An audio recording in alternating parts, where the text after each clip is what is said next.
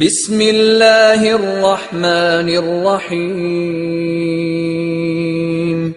اقرأ باسم ربك الذي خلق خلق الإنسان من علق اقرأ وربك الأكرم الذي علم بالقلم علم الإنسان ما لم يعلم كلا إن الإنسان ليطغى أن رآه استغنى إن إلى ربك الرجعى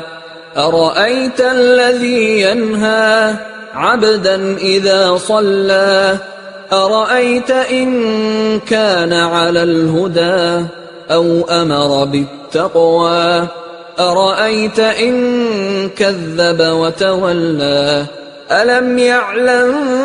بأن الله يرى كلا لئن لم ينته لنسفعا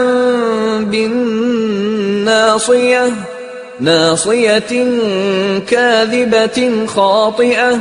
فليدع ناديه سندع الزبانية